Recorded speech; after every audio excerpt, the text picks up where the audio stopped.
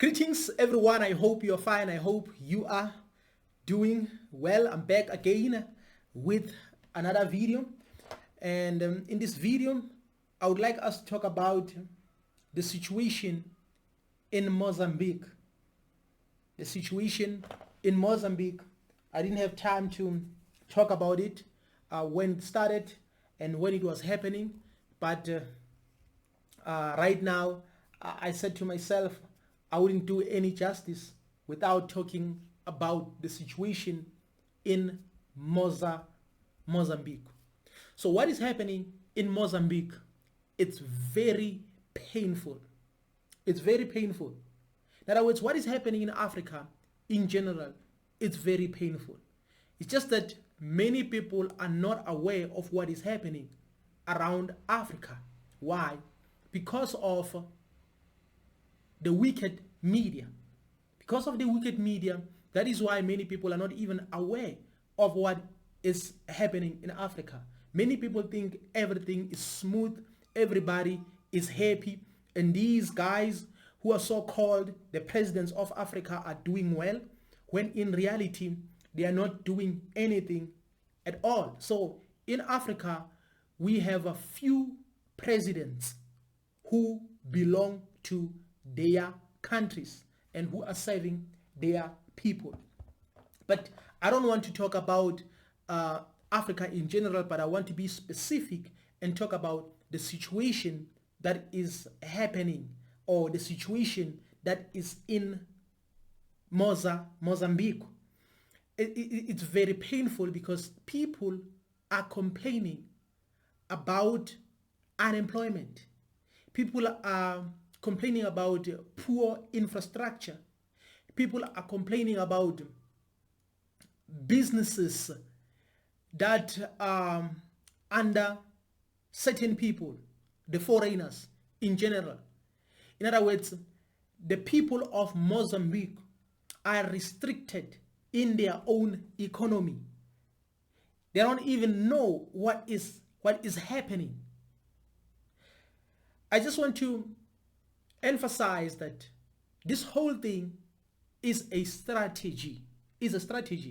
If I'm not mistaken, Mozambique is one of the democratic countries. In other words, a democratic country is a country that is regarded as a free country by many people.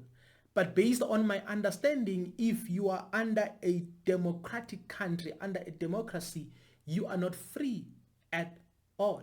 In other words, there are people who made it easy for them to use this thing which is called a democratic system, so that they can be in power, so that they can be in control of the people. Yes, I understand that when we use dictionaries to define democracy, they always say is power to the people, but people don't have power. That is why people should always protest. That is why people have to always protest on the streets. That's a sign that they don't have power, and they get threatened. The police officers, they use live ammunition. Some of these police, they use tear gas as well. But when you check, the reality is that these people are fighting for everybody. They are fighting for government workers. They are also fighting for the police. They are fighting for soldiers. They are fighting for everybody. They are fighting for everybody, because as long as you are on the ground, then it means you are suffering like everybody else. Even if you can work for government, even if you are a police, even if you are, like for an example, a nurse, you are a teacher, but you are suffering like everybody else. So this situation is very painful because everything is happening in the name of democracy. So democracy is a torture. Democracy is something which is very cruel to the people. Why? Because the system of democracy is like this. They give you hope that you can elect anyone you want to elect. In other words, they want to convince you psychologically to believe that you have a right to believe that you have power to vote for anyone you want to vote for. But bear in mind, it's not everybody who can establish a political party. Regardless of what is happening, regardless of democracy and freedom, political parties are limited. There's a reason why these political parties are limited. I'm not saying political parties should be like maybe unlimited. That's not what I'm saying. But these people have a strategy. So when you think that you have a power to elect the leader of your choice, you have to bear in mind that it might happen that they have already purchased that particular leader. In most cases, there's a high probability. Why? Because these people, they know very well about those who are fighting for freedom, those who are fighting for their people. But now, if they see that you have popularity, now you are famous, now it's like you have followership and people can understand you because you understand their needs. Then the moment you register a political party or you engage in politics, then these people will approach you so that the moment you become a president, so that you can start serving them. How do you serve these people? You serve them by giving them a space in your own home. And which space am I talking about? I'm talking about the minerals. This is what they are looking for. They don't care. So what they are going to do, or what they may do, is to establish like NGOs, helping the poor and etc., so that they can pretend as if they are good. But their main aim is to focus on their minerals. Then at the end of the day, they still want to appear as if they are the messiahs of this world. They can rescue you from poverty. They can help you with all the challenges that you are having. But then at the end of the day, that is why we'll always keep on having the same problem of service delivery, poor education. Everything is poor. But at the end of the day, we always talk about investments, because even when it comes to this education, they always tell us that we have to attract the investors. We have to attract the investors, but they don't tell you that the state should invest in you. The state should invest in its people. So when it comes to its people, the state has to like give food parcels. They have to ask for help from other countries so that they can feed their people. But they don't want to invest in their people. Why?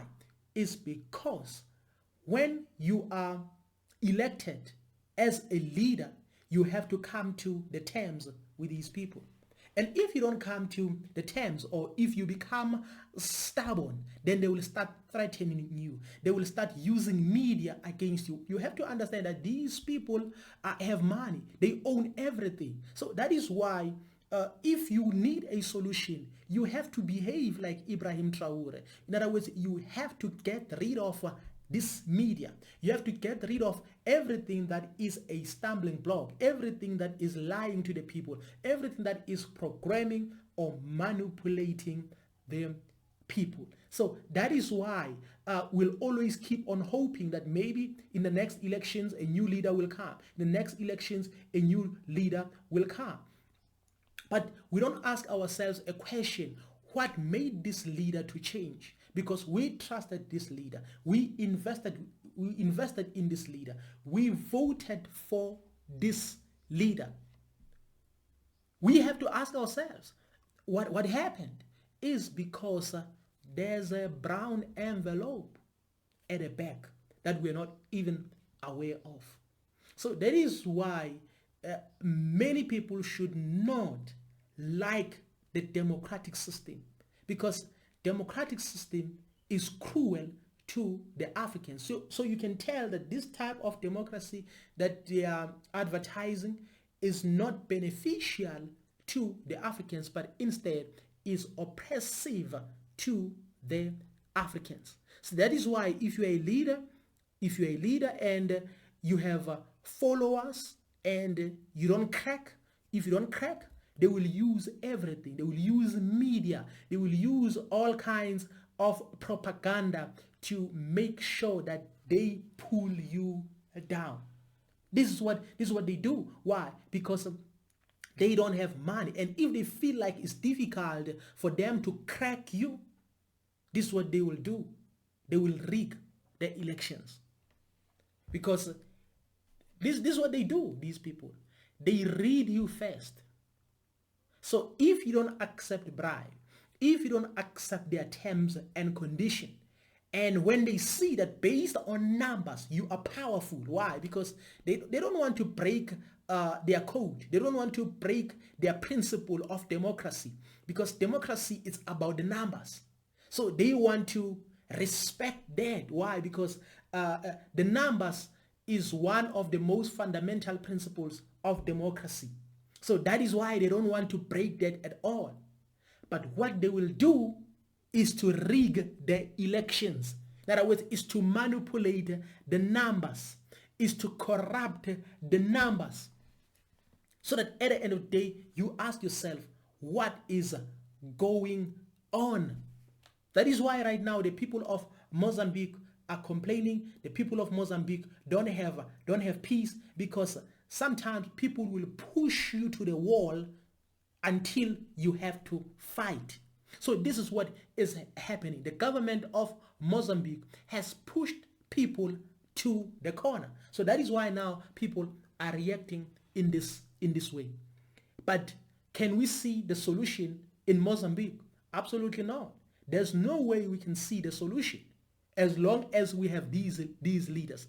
I never thought in my life that I would see black people oppressing other black people intentionally and with cruelty and without remorse.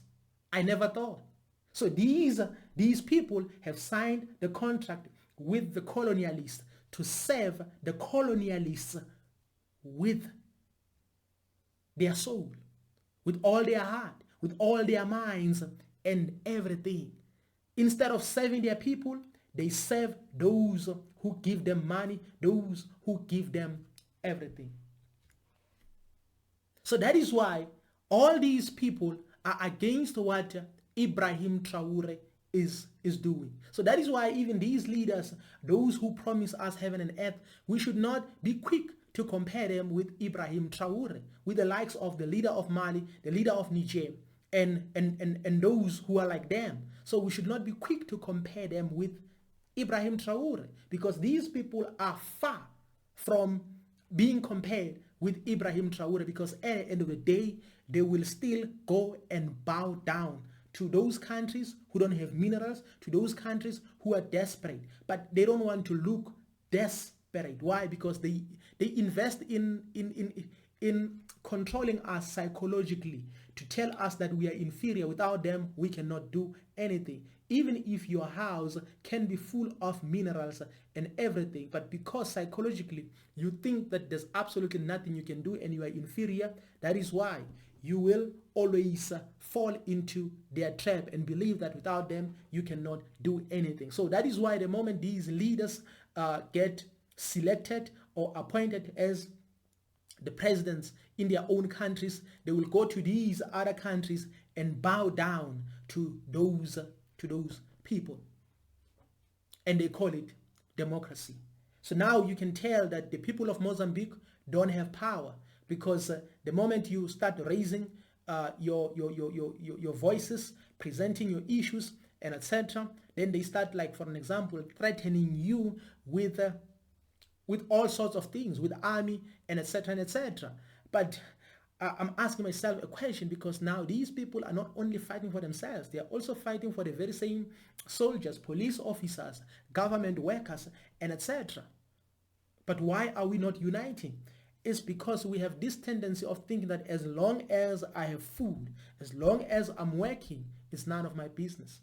You start realizing later, when you got retrenched, that now it matters for you to stand up and do something. This system is very, very, very painful. So that is why you won't hear media talking anything good about Mali, about Niger, about even like Ibrahim Traore of Burkina Faso. They don't want to talk good about those people. That is why even the information or there are words or type of content that is restricted, that is censored. It can be on social media, it can be even on mainstream media. They don't want to broadcast that particular information. They don't want that information to be revealed. For an example, most of the words that I use in this channel are not bad, but the problem is they are censored. They are censored, so it can be even difficult to find these videos. It's intentional. There's absolutely nothing we can do. We have to understand. So every time when people talk about the likes of the algorithms, you are talking about a mind of a human being. So when you talk about the algorithm, it's not something that is just automatic. It's not something that is maybe the angel that is standing there. No, it's not the angel. It's a human being who decide which one to go first. It's something like that. So that is why you won't hear media saying anything good about Ibrahim Traore and even these leaders of Africa. They are not saying anything good because they've been told not to say anything good about Burkina Faso. So there are few people, there are few presidents, but I haven't heard any president, like for an example, congratulating Burkina Faso on their growth, based on economic growth and based on what they are doing. In other words, on their progress. They are not saying anything. In other words, is a system.